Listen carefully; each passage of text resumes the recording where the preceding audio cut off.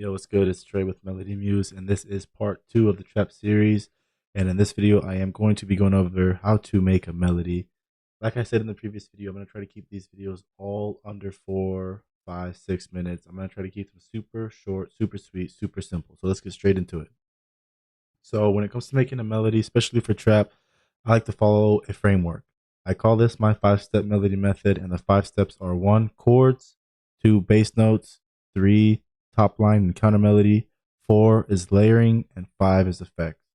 So let's get straight into it. So I'm going to try to keep this as simple as I can for the sake of the video. So chords, start with any note, go a minor chord, simple. I'm going to drop it down a little bit. Bam, right, simple. And like I said, for the video, I'm going to keep it super simple. So I'm going to use the classic Metro Boomin chord progression. It's going to be a 1 and then a 1 suspended.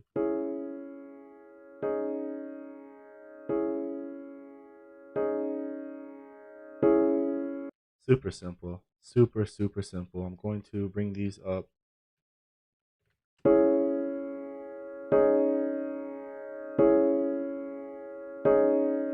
Perfect. Randomize it so the velocity is not all the same. So step 1, super simple, write some chords. Step 2 is to write some bass notes. Now you can make this complicated or you can keep it simple. I like to keep it simple, honestly, because a lot of times I'll actually take the bass notes out because I put the 808 in and sometimes it'll clash. But for now, keep it simple. Like I said, if you want, you can, change the notes up. But normally, I'll have the bass notes follow the root notes of the chords. Now, in this example, I'm using a very, very simple chord progression. But if I'm using a different chord progression, the bass notes will change. So for the sake of the video, like I said, I'm just going to keep the same bass notes.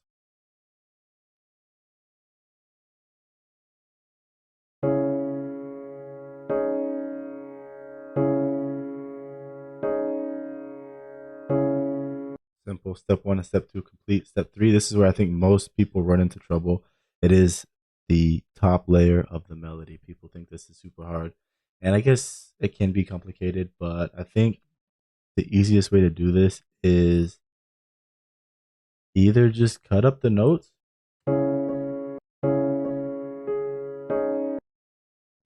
or just add notes. I think it's super simple. So I just happened to cut that up and I kind of like that.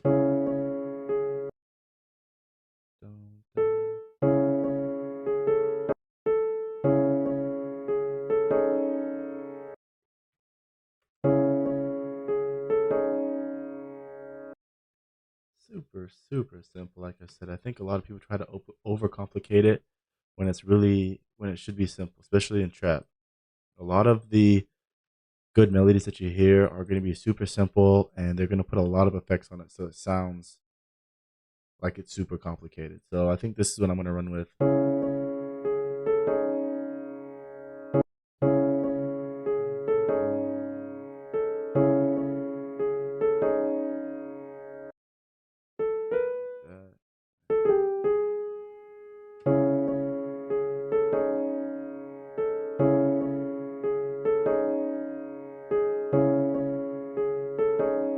All right, so the top line's super simple. A lot of times I won't even add a counter melody, but you can.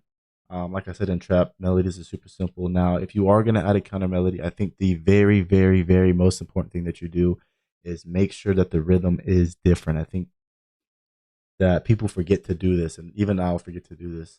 So I remember watching the video and he said that there are 4 to 5 elements that are going to be very important when writing a counter melody. And number 1 was changing the rhythm.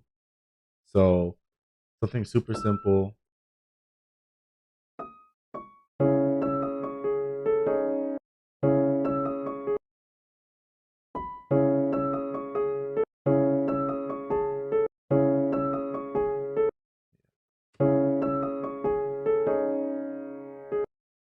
like that. Super simple. Like I said, guys, trap is a very, very easy and simple genre to make. Simple.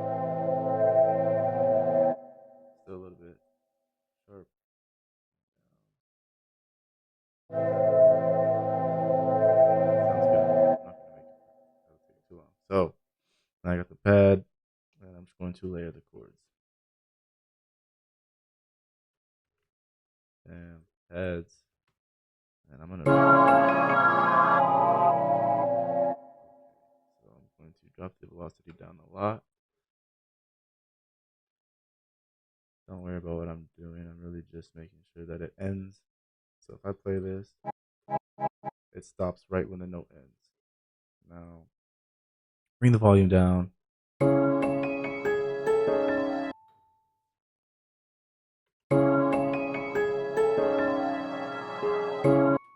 It's not sounding that good. I think I'm going to take it out.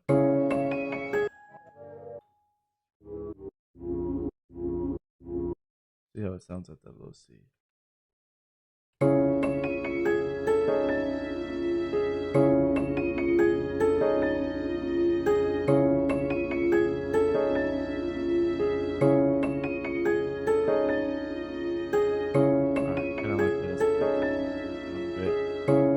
Alright, so step 4 is done, layering. It's pretty straightforward. As long as you are decent at sound selection, I think that is the most important thing when it comes to layering. So step 1, chord. Step 2, bass. Step 3, top line and counter melody. And step 4, layer. Step 5 is effects. Now, like I said, I think this is the absolute most important thing when it comes to making a melody. You can have the most simple melody, and if you have the right effects on it, it will sound really, really good. So let me send all these to the mixer channel. I'm going to put them all in the same mixer. You don't have to do this. You can put them all in different mixers and put different effects on it.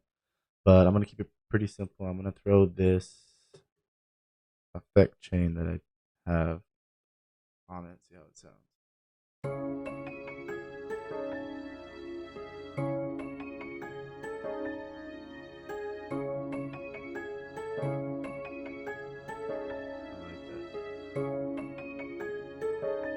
Okay, so with that, I'm going to render this as an audio. One thing I just learned, and I think this is actually super dope and super crucial, is have 2 different sets of effects. So put some effects on it and then render it as an audio like I'm doing now, and then put another set of effects on it. So this is the same melody. Bam.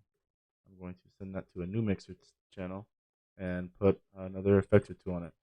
So I'm going to try Halftime Classic. If you don't have this, you need to get it. It's $10. They have a free version called Semantics Deja Vu. It is the exact same plugin. There is literally no difference except Deja Vu is free. Only reason I use Halftime over Deja Vu is because I had purchased Halftime before Deja Vu came out. So if you want the Halftime effect and you don't want to pay for it, check out Semantics Deja Vu.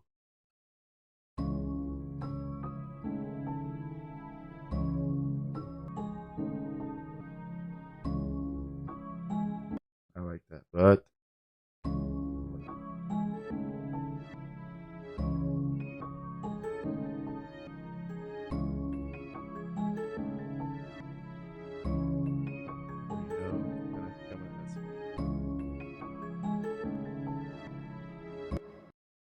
down the delay, reduce decay, bring down the dry.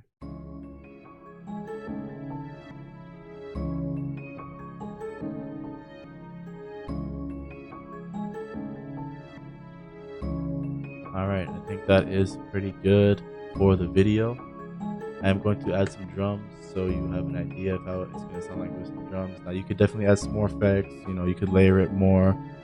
Like I said, I'm gonna try to keep this super simple. I said this was gonna be a 5-minute video, but we're at 15 minutes. So simple melody, simple trap melody, and here it is with some drums. I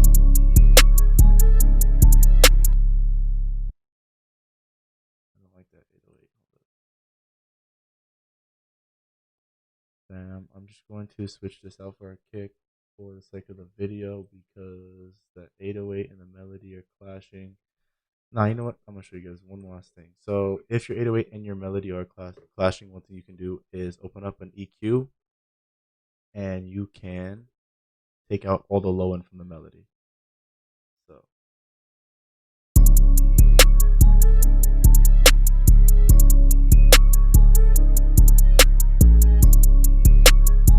now melody that you're using, because sometimes it will ruin the melody. So that's a whole nother thing, that gets into mixing and sound design and all that I'm not going to get into in this video. So let me open up the piano roll and